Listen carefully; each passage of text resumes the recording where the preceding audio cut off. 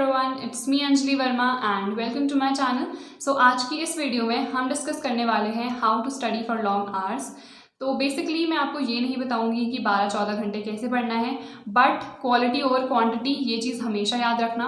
तो ऐसे number of hours जो भी आप पढ़ रहे हो, सपोज 4 to 5 आवर्स पढ़ रहे हो, तो उसमें आप अपनी प्रोडक्टिविटी किस तरह से इंक्रीज कर सकते हो, इसी के बारे में हम आज की इस वीडियो में डिस्कस करेंगे। तो सबसे पहली चीज़ जो मोस्ट इंपॉर्टेंट है वो यही है कि आप सबसे पहले तो डिसाइड कर लो मॉर्निंग पर्सन हो या फिर नाइट, दोनों में से एक तो बनना ही पड़ेगा। अदरवाइज जो प्रोडक्टिविटी है ना वो उतनी ज़्यादा नहीं आती है। मोस्टली सब लोग सुबह को उठ के पढ़ना पसंद करते हैं, but like if I talk about myself तो I am a night person. मैं हमेशा रात को ही पढ़ती हूँ। द रीज़न इज़ रात को बहुत ज़्यादा शांति होती है एंड हमारा जो घर है वो बहुत ज़्यादा कंजस्टेड है। So we 5 people live there only, तो बहुत डिफिकल्ट हो जाता है सुबह उठ के पढ़ना, बिकॉज मॉम डैड भाई बहन सब उठ चुके होते हैं। तो इसीलिए मैं हमेशा रात को ही पढ़ती हूँ। अब रात को मैं कितने बजे तक पढ़ती थी, एंड ये मैं आपको तब का टाइम बता रही हूँ बोर्ड के 1 महीने पहले तक का। बिकॉज अगर मैं 3-4 महीने बोर्ड के पहले की बात करूँ तो मैं 1 या 2 तक ही पढ़ती थी, बट 1 महीने पहले मैं 4 बजे तक पढ़ती थी। अब बिकॉज आपके स्कूल्स भी हैं, लाइक ये मैं तब का बता रही हूँ, लाइक दिसंबर जनवरी फरवरी मार्च में हमारे बोर्ड्स थे, तो उस टाइम पे मैं 4 बजे तक पढ़ती थी। बिकॉज सुबह फिर स्कूल वगैरह होता नहीं था, तो फिर मैं आराम से 9-10 बजे तक उठती थी। बट आपका स्कूल भी है तो 2 या 3 तक आप पढ़ सकते हो उसके बाद, बिकॉज सुबह हमें स्कूल भी जाना होता है। कई बार अगर आप स्कूल नहीं जा रहे हो, सपोज एक दिन आपने डिसाइड कर लिया स्कूल नहीं जाना है, तो उसके पहले दिन आप 4 या 5 बजे तक पढ़ सकते हो। अब उसके बाद मॉर्निंग पर्सन तो कितने भी बजे पढ़ सकते हैं। लाइक अगर आप एक मॉर्निंग पर्सन हो तो आपको 4 या 5 बजे तक उठ जाना चाहिए। उसके बाद आप अपनी पढ़ाई कर सकते हो, बाकी 10-11 बजे तक आप जितने बजे तक भी पढ़ना चाहते हो। अब मैं अपनी बात करूँ तो मैं एक नाइट पर्सन हूँ, तो मैं हमेशा रात को ही पढ़ती हूँ 2-3 बजे तक जितना भी पॉसिबल होता है। बिकॉज आजकल मुझे खुद 8-9 बजे उठना पड़ता है, तो 1 या 2 मैक्सिमम होता है, इससे ज़्यादा मैं नहीं पढ़ती हूँ। एग्जाम के 1 मंथ पहले तक मैं 4 बजे तक पढ़ती थी। तो सबसे पहले जो मोस्ट इंपॉर्टेंट चीज़ है ना वो ये डिसाइड कर लो कि मॉर्निंग पे पढ़ना है या फिर रात को। बिकॉज दिन पे उतनी ज़्यादा प्रोडक्टिविटी नहीं आती है। दिन पे आप अपने बाकी काम कर सकते हो, स्कूल का काम हो जाता है, असाइनमेंट्स मिलते हैं, हमें प्रोजेक्ट्स बनाने होते हैं, या फिर हमारे प्रैक्टिकल वर्क्स हो गए, तो ये सारे काम दिन पे कर सकते हो। ट्यूशन जाना है, कोचिंग जाना है, कोई लेक्चर देखना है, अटेंड करनी है कोई क्लास, तो वो सब आप दिन में कर सकते हो। रात को सेल्फ स्टडी होनी चाहिए, रात और सुबह के टाइम पे, जिस भी टाइम पे आप पढ़ना चाहते हो। दिन के टाइम पे क्या करना है वो भी मैंने आपको बता दिया। अब जिनका सेपरेट रूम है वो तो किसी भी टाइम पे पढ़ सकते हैं, उनकी कोई दिक्कत नहीं है। बट ऐसे लोग जो पूरे फैमिली के साथ ही रहते हैं, सेपरेट रूम उनका नहीं है, तो इन दैट केस आप मॉर्निंग या फिर नाइट को पढ़ सकते हो। मोस्टली रात को ही मैं प्रेफर करूँगी, बिकॉज सुबह तो सभी उठ जाते हैं, फिर पढ़ाई नहीं होती है, इसीलिए रात को पढ़ना प्रेफर करो। देन इसके बाद एक चीज़ जो मैं अपने पढ़ाई के टाइम पे हमेशा फॉलो करती थी एंड अभी भी मैं फॉलो करती हूँ इज़ ट्रिकिंग योर ब्रेन। जो लोग मुझे पहले से फॉलो करते हैं उन्होंने बहुत बार सुना होगा, but I know there are many new students here, तो उन्हें मैं बता देती हूँ ट्रिकिंग योर ब्रेन का क्या मतलब होता है। सपोज आई एम स्टडिंग, मैंने 1 घंटे ऑलरेडी पढ़ लिया है, उसके बाद आई नीड अ ब्रेक, तो मैं अपने दिमाग से कहूँगी कि मैं ब्रेक नहीं ले रही हूँ, what I am doing is कि मैं सिर्फ 5 मिनट और पढ़ूंगी। सपोज आपने डिसाइड कर लिया 5 मिनट और पढ़ना है, तो आपने कोई एक मैथ्स का क्वेश्चन ले लिया जिसमें सपोज 10 मिनट लगने हैं, तो 10 मिनट आपने वो एक्स्ट्रा पढ़ लिए। देन उसके बाद ये चीज़ मैं फॉलो करती थी, आई डोंट नो और लोग करते हैं या नहीं। मैं क्या करती थी, एक ऐसी कॉपी लेती थी जिसमें सपोज 4 या 5 पन्ने बचे होंगे, तो उसके बाद सपोज मैंने वो क्वेश्चन भी कर लिया है, उसके बाद मैं कहती थी चलो ये कॉपी मैं पूरी फिनिश कर देती हूँ, देन आई वोंट स्टडी।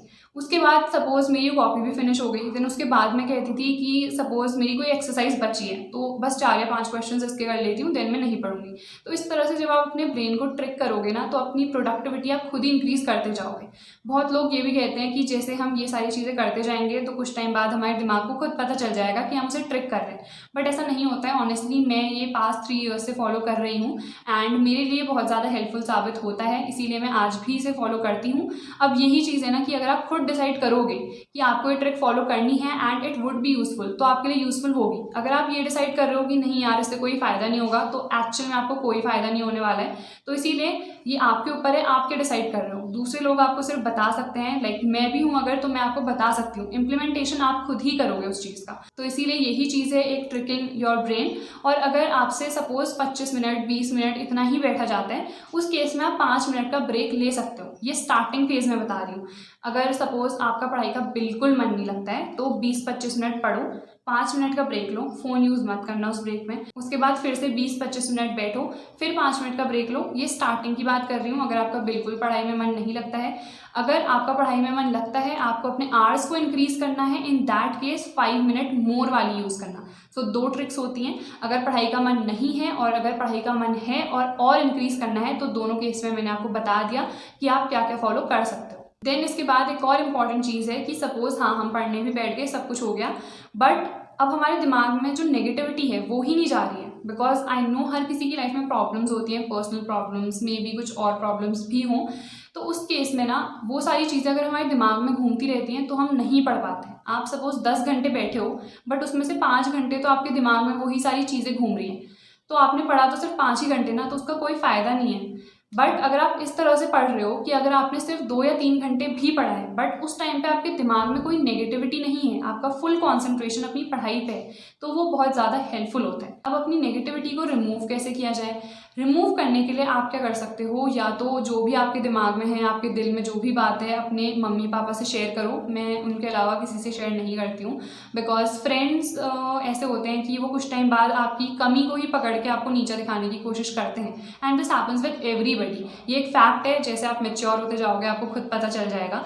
तो इसीलिए मोस्टली आई ट्राई कि मैं अपने पेरेंट्स से ही सारी चीज़ें शेयर करूं।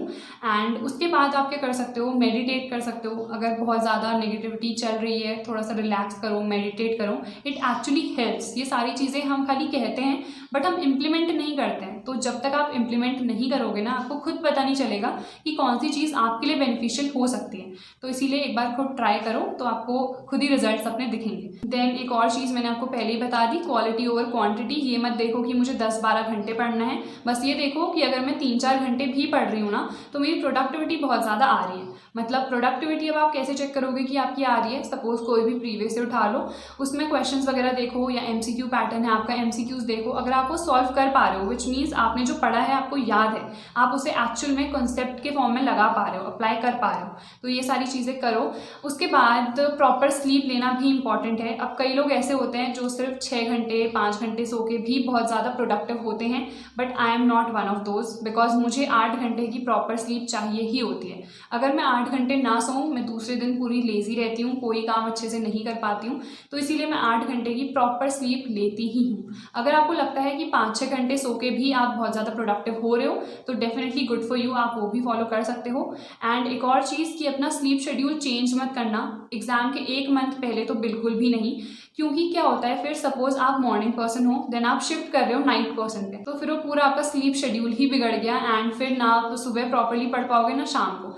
एंड सिमिलरली मैंने ये किया था, इसीलिए मैं आपको बता रही हूँ। 1 महीने पहले या 2 महीने पहले मैंने क्या किया एग्जाम के, बिकॉज मैं वीडियोस देखती थी बहुत ज़्यादा प्रोडक्टिव, सब यही कहते थे कि सुबह जल्दी उठ के पढ़ना बहुत ज़्यादा अच्छा होता था। तो मैं थी रात को पढ़ने वाली, एंड मैंने शिफ्ट कर दिया था मॉर्निंग पे। 2-3 दिन मुझे लगा बहुत ज़्यादा प्रोडक्टिव है, उसके बाद फिर मेरी प्रोडक्टिविटी बिल्कुल गायब हो गई। मैं दिन भर लेजी रहती थी, कुछ काम नहीं कर पाती थी, देन फिर मैं रात को भी नहीं पढ़ पाती थी, ना ही सुबह। तो इसीलिए एक आपने जो डिसाइड कर रखा है पहले से, जो भी आप फॉलो कर रहे हो एग्जाम के 1 मंथ पहले, तो उसे बिल्कुल चेंज मत करना। अगर हैबिट को चेंज भी करना है तो एग्जाम के बाद कर लेना, एग्जाम के 1 मंथ पहले ऐसी गलती मत करना। So these are few of the things जो कि मैं फॉलो करती हूँ। आई होप ये वीडियो आपके लिए यूजफुल रही हो। Don't forget to like, share and subscribe to my channel, and I will see you guys in the next video. Till then take care.